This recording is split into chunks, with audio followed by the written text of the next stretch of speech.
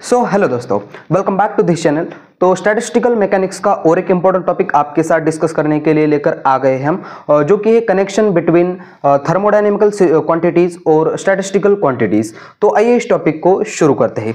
So my dear friends, statistical mechanics और thermodynamical quantities में अगर हम रिलेशन बिटवीन निकालने की कोशिश करें तो सबसे पहले तो मैं आपको कौन कौन सी क्वांटिटीज है वो बताना चाहूँगा। अगर मेरे पास थर्मोडायनेमिक्स में टेम्परेचर है तो हम उसको T से एक्सप्रेस करते हैं, और अगर मेरे पास प्रेशर है तो हम उसको P से एक्सप्रेस करते हैं, और एंट्रोपी को हम S से डिनोटेड किया जाता है, ठीक है। और वही अगर स्टैटिस्टिक्स की बात हो जाए तो टेम्परेचर को हम टाउ से डिनोटेड करते हैं, प्रेशर को पाई से, और सिग्मा जो S है यानी कि एंट्रोपी है इसको सिग्मा से ऐसे एक्सप्रेस किया जाता है, ठीक है। वही हम रिलेशन निकालेंगे। तो उसके लिए मैं यहाँ लिखना स्टार्ट करता हूँ। Let us consider a system is an equilibrium, ठीक है। हमारे पास कोई एक सिस्टम है जो कि कैसी है, इक्विलिब्रियम में है। अब माय डियर फ्रेंड्स, मेरे पास जो एंट्रोपी है सिग्मा, वो डिपेंड्स रहेगी सिग्मा विच इज किस फैक्टर्स पे डिपेंड्स रहेगी, वो मेरे पास डिपेंड्स रहेगी एनर्जी पे। उसके बाद एक्सी पे, एक्सी यानी कि क्या है हमारे पास, external variable such as volume हो, प्रेशर हो। उसके बाद number of molecules present in a system, ठीक है। इस फैक्टर पर क्या रहेगी, हमारी जो एंट्रोपी है सिस्टम की वो डिपेंड्स रहेगी। सिंपली मैं इसको क्या करता हूँ, डिफरेंशिएट कर लेता हूँ। सो डिफरेंशिएट करने के बाद मैं यहाँ पार्शियली डिफरेंशिएट कर लेता हूँ। D sigma which is equal to doh sigma upon doh E, और यहाँ लिखूंगा डी ई, ठीक है। प्लस अब यहाँ देखो मेरे पास एक्स ई एक्सटर्नल वेरिएबल है तो मैं उसके लिए समेशन यूज करना पसंद करूंगा, और यहाँ लिखूंगा ई, और यहाँ लिखूंगा डो सिग्मा अपॉन डो एक्सी डी एक्सी, प्लस लिखूंगा फिर से एक बार मेरे पास ni नंबर ऑफ मॉलिक्यूल्स है तो मैं भी यहाँ भी समेशन लगाऊंगा, समेशन ओवर आयटा डो सिग्मा अपॉन डो ni, यहाँ लिखूंगा डी ni, ठीक है। अब यहाँ तक तो माय डियर फ्रेंड्स आपको बात क्लियर हो चुकी होगी। और मैंने पहले ही लिखा है कि जो हमारी सिस्टम है वो कैसी है, इन इक्विलिब्रियम में है। इसका मतलब उसमें जो नंबर ऑफ मॉलिक्यूल्स है वो कांस्टेंट रहेंगे, और उसमें उसका चेंज जो होने वाला है वो 0 के बराबर होने वाला है, ठीक है। और उसके बाद हमने ये भी पढ़ा है कि क्या पढ़ा है, हमने ये पढ़ चुके हैं कि अगर आपने मेरे इक्विलिब्रियम के जो टॉपिक्स है वो वीडियो अगर आपने देखे होंगे तो आपको समझ में जल्दी आएगा। वो क्या पढ़ा था हमने, डो सिग्मा अपॉन डो ई की अगर बात की जाए तो वो रिलेशन था हमारे पास 1 अपॉन टाउ। उसके बाद इस रिलेशन को हम लिखेंगे डो सिग्मा अपॉन डो एक्सी, ये किसके बराबर है, कैपिटल एक्सी अपॉन यहाँ नीचे टाउ, ठीक है। और ये जो रिलेशन है doh sigma upon doh N I, ये बराबर रहता है माइनस यहाँ म्यू आई, म्यू यानी कि केमिकल पोटेंशियल, और यहाँ नीचे टाउ, ठीक है। अब ये वैल्यू क्या करेंगे हम, पुट करेंगे अबव इक्वेशन। और एक इंपॉर्टेंट बात, इस ऊपर वाले इक्वेशन में पुट करने से पहले मैं यही कर देता हूं वो काम। हमारे पास जो सिस्टम है इक्विलिब्रियम में है, इसका मतलब हमारे पास नंबर ऑफ मॉलिक्यूल्स जो सिस्टम में हो गए वो कैसे हो गए, कांस्टेंट हो गए, ठीक है। अगर नंबर ऑफ मॉलिक्यूल्स कांस्टेंट है इसका मतलब उसमें जो होने वाला चेंज है वो क्या हो जाएगा, 0 हो जाएगा, ठीक है। उसका कांस्टेंट का डेरिवेशन 0 हो जाएगा, तो उस हिसाब से क्या हो जाएगा, ये जो क्वांटिटी है हमारी वो 0 बन जाएगी, ठीक है। और ये क्वांटिटी 0 बनने के बाद अब हम ये वैल्यू ऊपर वाले इक्वेशन में पुट करेंगे और आंसर फाइंड करेंगे, ठीक है। यहाँ लिखूंगा माय डिफरेंस में D sigma which is equal to, इस क्वांटिटी की जगह पे मैं 1 अपॉन टाउ लिखूंगा, 1 अपॉन टाउ, और यहाँ लिखा डी ई। उसके बाद प्लस करूंगा, यहाँ लिखा मैंने समेशन ई। इसकी जगह पे मैं क्या पुट कर सकता हूँ, इसकी ध्यान से देखो, X E upon tau, capital X E है वो, और यहाँ डी स्मॉल एक्स ई, और ये तो क्वांटिटी हमारी 0 हो जाएगी। अगेन माय डियर फ्रेंड्स, हमारे पास जो एक्स ई और डी स्मॉल एक्स ई है, ये मैंने बोला था कि आपको ये जो एक्सटर्नल वेरिएबल है जो कि प्रेशर एंड वॉल्यूम है। अब यहाँ देखो कौन सा प्रेशर है और कौन सा वॉल्यूम है, यहाँ मैं लिखूंगा, यहाँ जो हमारे पास स्मॉल एक्स ई है ये है मेरे पास वॉल्यूम, और कैपिटल एक्सी जो हमारे पास है वो है प्रेशर, जिसको मैं पाई लिखूंगा, ठीक है। कौन सा प्रेशर है हमारा, स्टैटिस्टिकल प्रेशर है, ठीक है। अब ये वैल्यू हम जैसे ही ऊपर वाले इक्वेशन में उठाकर रख देंगे तभी हमारा समेशन हट जाएगा।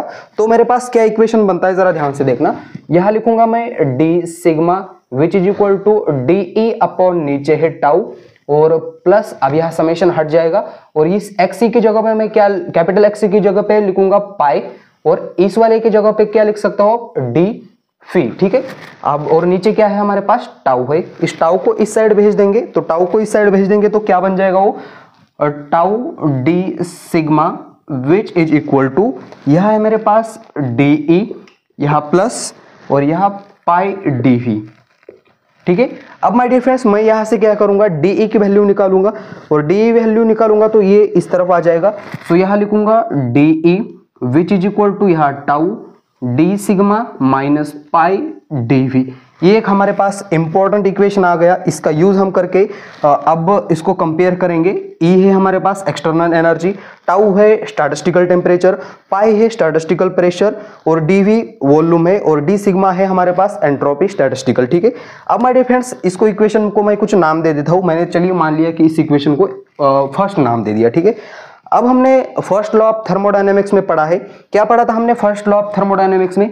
चलिए मान लेते कि मेरे पास कोई एक ऐसी सिस्टम है और इस सिस्टम को मैंने क्या किया, ऐसे नीचे से हीट दी। ठीक है, कितनी हीट दी मैंने, क्यू हीट प्रोवाइड की और जैसे ही मैंने इस सिस्टम को क्यू हीट प्रोवाइड की, इस हीट का यूज करके इस सिस्टम ने अपनी इंटरनल एनर्जी चेंज कर दी डी और बचे हुए हीट का उसने यूज वर्क डन करने में कर लिया। ठीक है, डब्ल्यू में। अब माय डियर फ्रेंड्स मैं इस इक्वेशन को ऐसे लिख सकता हूं क्या, Q is equal to heat दी मैंने, amount Q heat amount of heat provide की, उसने उस हीट का यूज करके अपनी इंटरनल एनर्जी चेंज की और बचे हुए एनर्जी का उसने वर्क डन किया। ठीक है, अब माय डियर फ्रेंड्स यहां से मैं डी की वैल्यू भी निकाल सकता हूं। यहां से D which is equal to बनेगा Q माइनस डब्ल्यू। अब यहां Q माइनस डब्ल्यू क्या है, मेरे पास W बराबर है PdV। ठीक है, प्रेशर वॉल्यूम वर्क डन।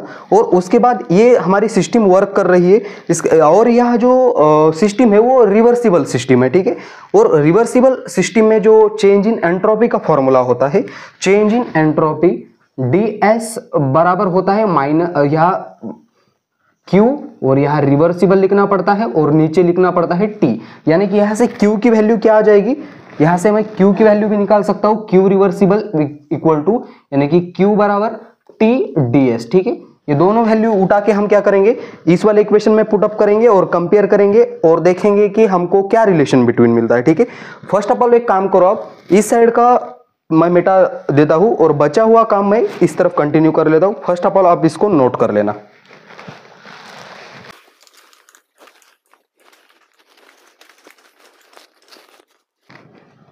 अब यहां देखो माय डियर फ्रेंड्स मैं इस इक्वेशन में पुट अप कर देता हूं value D which is equal to, इस Q की जगह पे मैं लिखूंगा TDS, यहां माइनस W की जगह पे लिखूंगा PdV और इस इक्वेशन, इसको इक्वेशन नंबर दे देता हूं 2। अब इक्वेशन नंबर 1 और 2 को मैं कंपेयर करूंगा और कुछ रिलेशंस हमारे पास निकल कर आ जाएंगे। और क्या आ जाएंगे देखो जरा, अगर हम इस साइड तो एक सेम है, यहां देखो T किसके बराबर है, इस इक्वेशन में टाउ के बराबर है। मैं यहां लिखूंगा comparing equation 1 and 2 we get. ठीक है, इक्वेशन 1 और 2 को कंपेयर करने पे हमको T बराबर मिल रहा है, किससे T बराबर किससे मिल रहा है हमको, टाउ के बराबर मिल रहा है। उसके बाद यह जो P है वो किसके बराबर मिल रहा है, पाई के बराबर मिल रहा है। और उसके बाद dV तो बराबर है। और ये जो इक्वेशन है मैं इसको डायरेक्टली इसके बराबर भी लिख सकता हूं, यानी कि मेरे पास और एक क्वांटिटी हमको मिल रही है, S बराबर किसके बराबर मिल रहा है, सिग्मा के बराबर मिल रहा है। और अगर इन दोनों क्वांटिटी को मैं कंपेयर करूं, इस इक्वेशन की राइट हैंड साइड की फर्स्ट क्वांटिटी और इस इक्वेशन की राइट हैंड साइड की फर्स्ट क्वांटिटी अगर कंपेयर करूं तो मेरे पास कुछ इस तरीके से मिल रहा है कि TDS which is equal to tau D sigma. ठीक है, माइट यह प्रोपोर्शनल है तो मैं लिख सकता हूं कि टाउ इज प्रोपोर्शनल टू किसको है, टेम्परेचर को। यह प्रोपोर्शनैलिटी कांस्टेंट लगा दिया जो कि है बोल्ट्जमैन कांस्टेंट। और सिमिलरली यह हमारी जो एंट्रोपी है वो भी प्रोपोर्शनल रहेगी किसको, S को, यानी कि थर्मोडायनेमिकल एंट्रोपी को। और यहां मैं कांस्टेंट लगा दूंगा K। ठीक है, थर्मोडायनेमिकल यह जो हमारा K है बोल्ट्जमैन कांस्टेंट है। अब ये दो इक्वेशन इंपॉर्टेंट इक्वेशन आ गए हमारे पास। और एक इंपॉर्टेंट बात माय डियर फ्रेंड्स, हमारे पास जो एनर्जी है, energy which is equal to energy is the function of sigma and volume, ठीक है।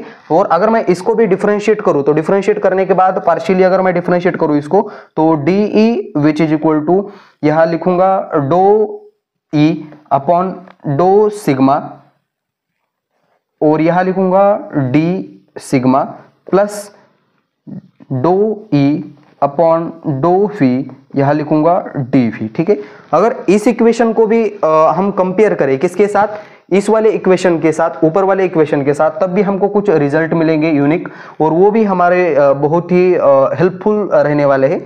सो माय डियर फ्रेंड्स, देखो जरा इक्वेशन नंबर 2 और 3 को अगर हम कंपेयर करें तो हमको कुछ इस तरीके से मिल सकता है, या इक्वेशन नंबर 3 को मैं 2 से कंपेयर कर देता हूं ताकि हमको क्या निकालना है, स्टैटिस्टिकल और थर्मोडायनेमिकल क्वांटिटीज के बीच का कनेक्शन निकालना है, ठीक है। तो अगर मैं इक्वेशन नंबर 1 और 3 को कंपेयर करूं तो मेरे पास ये जो डो ई अपॉन डो सिग्मा इसकी वैल्यू कुछ टाउ के बराबर मिल जाएगी और एक इंपॉर्टेंट बात यहाँ डो ई अपॉन डो वी इसकी वैल्यू मुझको कुछ माइनस पाई के बराबर मिल जाएगी। तो ये भी हमारे पास कुछ इंपॉर्टेंट रिजल्ट्स आ गए हैं। तो यही है my dear friends overall connection between statistical and thermodynamical quantities. तो बस आज की इस वीडियो में इतना ही। मैं आपको यह रिक्वेस्ट करूंगा कि इससे पहले के टॉपिक्स हमने अपलोड कर दी है वो आप जरूर देख लेना और इस वीडियो को यहाँ देते फुल स्टॉप। तब तक के लिए वेरी ऑल द बेस्ट।